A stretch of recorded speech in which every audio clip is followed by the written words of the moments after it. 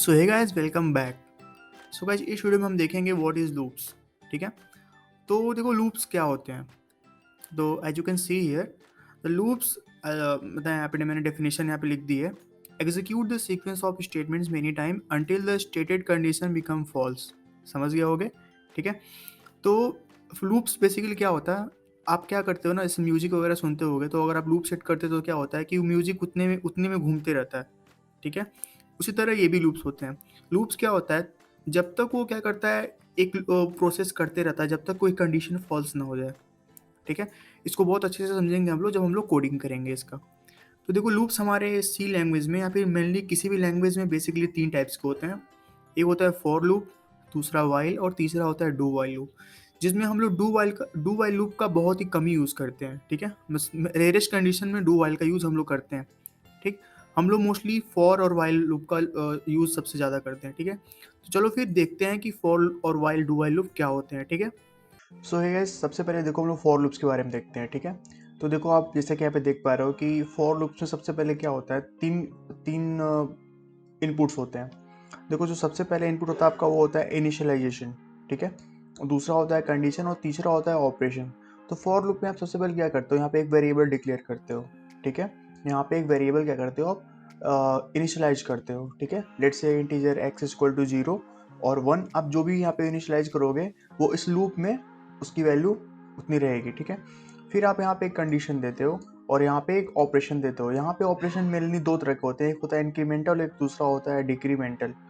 ठीक है, तो इस कंडीशन के बिहाफ पे आप पे जो कोड है वो रन करता है। ठीक है, ऐसे ही आपका वाइल लूप में भी होता है। लेकिन वाइल लूप में आप क्या कर सकते हो, इनिशियलाइजेशन नहीं कर सकते हो, आपको बाहर करनी पड़ती है इनिशियलाइजेशन।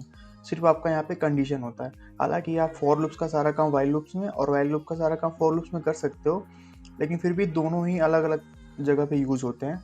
ठीक है, और जो तीसरा होता है वो होता है डू वाइल लूप। ठीक है, इसका यूज़ बहुत ही यूनिकली बहुत जगह ही होता है, रेयरली इसका बहुत जगह यूज़ होता है, लेकिन मेनली आप फॉर और वाइल लूप का यूज़ ज़्यादा देखोगे। ठीक है, तो अब मैं क्या किया हूँ, यहाँ पे इस सेक्शन को कमेंट आउट कर दिया हूँ, मीन्स ये कंपाइलर इसको एग्जीक्यूट नहीं करेगा। तो हम लोग नीचे क्या करते हैं, फॉर लूप्स देखते हैं।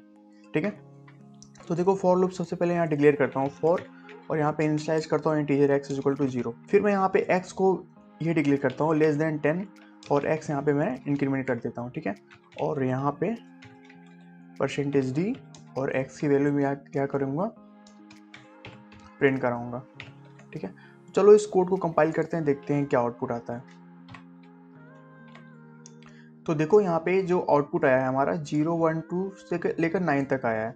तो देखो ये एक्चुअली वर्क कैसे करता है।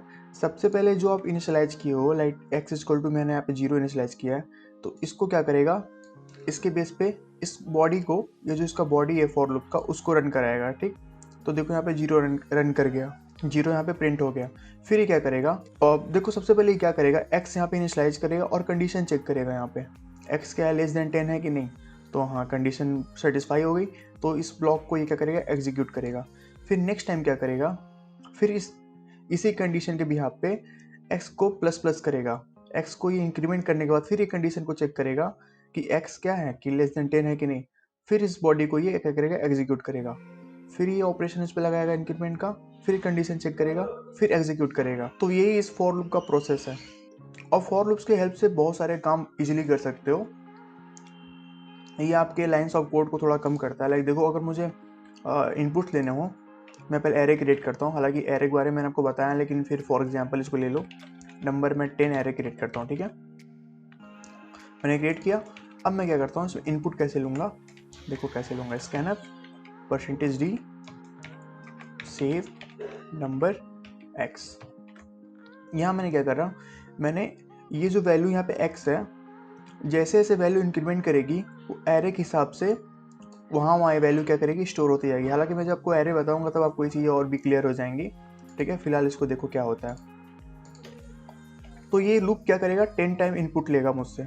ठीक है, तो मैंने इसको कंपाइल कराया। अब देखो 1 2 3 4, देखा ये 10 टाइम्स इनपुट ले लिया।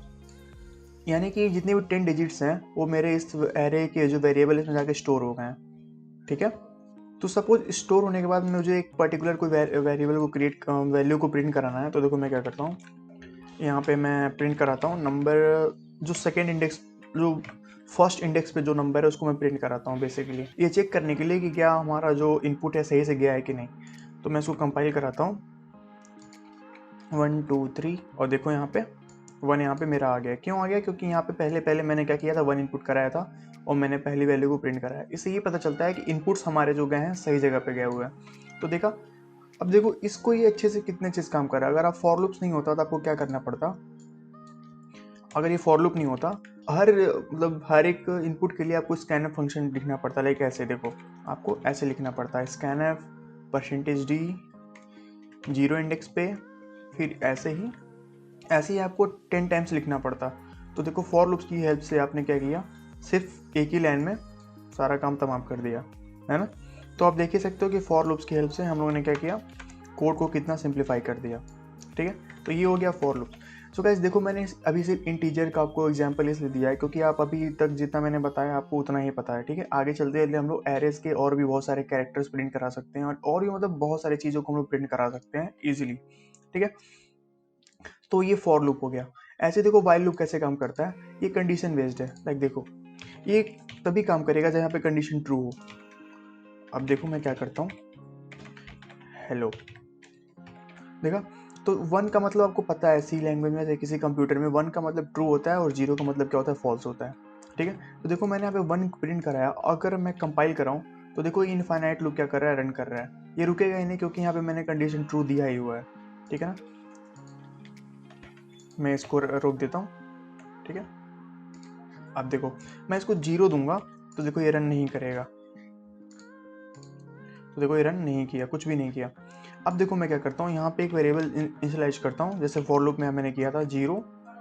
अब मैं यहाँ क्या करूँगा, x की वैल्यू जब तक <10 है तब तक हेलो प्रिंट होगा। ठीक है ना, और मैं x की वैल्यू यहाँ पे इंक्रीमेंट कराते जाता हूँ। हालांकि देखो ये पूरा फॉर लूप ही है, लेकिन ये वाइल लूप में कैसे इंप्लीमेंटेशन इसका होगा ये देख सकते हो आप। मैं इसको कंपाइल करूँ तो देखो क्या हो रहा है। तो देखो यहाँ पे 10 बार क्या हुआ है, 10 टाइम्स यहाँ पे हेलो लिख के आया है। मीन्स ये जो लूप है 10 टाइम्स एग्जीक्यूट हुआ है।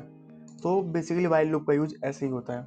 यहाँ पे आप कोई कंडीशन लगा दो, देखो सबसे पहले क्या होगा, पहले तो ये फॉर लूप क्या करेगा, रन करेगा क्योंकि x की वैल्यू यहाँ पे 0 है।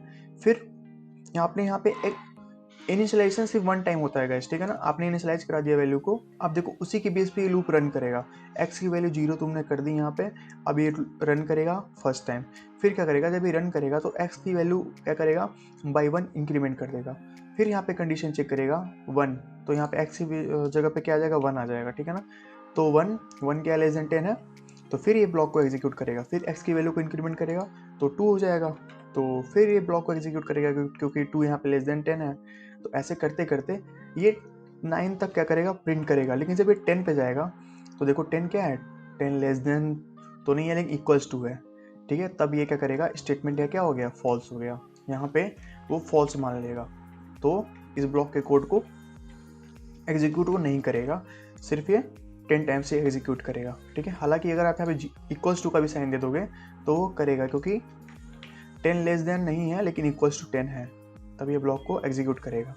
जब हम लोग आगे कोडिंग करेंगे, थोड़ा और भी प्रोजेक्ट्स बनाएंगे, तो उसमें हम लोग देखेंगे कैसे लूप्स का यूज होता है। ठीक है, तो ये हो गया वाइल लूप। अब जो हमारा तीसरा लूप है वो है डू वाइल लूप। यहाँ देखो, डू वाइल लूप काफ़ी अलग है इन दोनों लूप्स के। ये क्या करता है, पहले कंडीशन नहीं चेक करता है, पहले ये एग्जीक्यूट करता है फिर कंडीशन चेक करता है। ठीक है, यहाँ पे कंडीशन तब चेक करता है। समझो मैंने यहाँ पे करा दिया print F like hello world. ठीक है ना, और यहाँ पे मैंने न्यू लाइन कैरेक्टर भी इंसर्ट कर दिया। अब देखो यहाँ मैं क्या करता हूँ, एक वेरिएबल डिक्लेयर कर देता हूँ, इंटीजर x इक्वल्स टू 1। ठीक है ना, तो x जब तक 1 रहेगा, ठीक है ना, तब तक तो ये क्या करेगा, हेलो प्रिंट करेगा। लेकिन मैं यहाँ पे क्या करता हूँ, यहाँ पे एक स्कैनअप दे देता हूँ %d और x की वैल्यू को स्टोर कराता हूँ। तो इसको समझना क्या है, यहाँ पे कुछ भी कॉम्प्लिकेटेड नहीं है, बहुत ईजी है। देखो सबसे पहले क्या करेगा, इस ब्लॉक के कोड को ये एग्जीक्यूट करेगा। देखो मैं कंपाइल कराता हूँ, तो हेलो वर्ल्ड प्रिंट कर दिया। अब देखो यहाँ पे मुझसे इनपुट मांग रहा है, कर्सर को देखो, ठीक है, पॉइंटर जो है जहाँ मेरा पॉइंटर है, तो यहाँ पे इनपुट मुझसे मांग रहा है। तो अगर मैं यहाँ पे x की वैल्यू 1 टाइप करता हूँ तो ये क्या करेगा, फिर हेलो वर्ल्ड प्रिंट करेगा। जब तक मैं कोई अदर नंबर क्या करूँगा, उसको इनपुट नहीं दूंगा। तो देखो मैं यहाँ पे 1 दिया, फिर हेलो वर्ल्ड आ गया, फिर 1 दिया, फिर हेलो वर्ल्ड आ गया। क्यों? क्योंकि x की वैल्यू क्या मैंने 1 दे दी यहाँ पे, और ये कंपाइलर क्या कर रहा है, इस पूरे स्टेटमेंट को ट्रू मान रहा है, ठीक है ना। लेकिन मैंने जैसे यहाँ पे x की वैल्यू 2 दे दी, देखो यहाँ पे क्या हो गया, कंपाइलर यहाँ से और स्टॉप हो गया, ठीक है ना। मतलब प्रोग्राम हमारा क्या हो गया, स्टॉप हो गया, क्योंकि यहाँ पे मैंने क्या वैल्यू दे दी, यहाँ पे 2 दे दी, फॉल्स, ठीक है ना। तो ऐसे डू वाइल लूप काम करता है, ठीक है। तो डू वाइल लूप का आप लोगों ने बहुत जगह यूज़ देखा होगा। मैं इस पे हालांकि इन सभी लूप्स पे एक एक प्रोग्राम में आगे करूँगा। सो गाइस, अगर आपको वीडियो पसंद आया हो तो वीडियो को लाइक करना, ठीक है। और अगर चैनल को आपने अभी तक सब्सक्राइब नहीं किया है तो यार सब्सक्राइब कर लो, ठीक है, क्योंकि ऐसे बहुत से अच्छे अच्छे कोड्स मैं आपको ला के देने वाला हूँ, ठीक है। So guys, see you in the next video with the new program.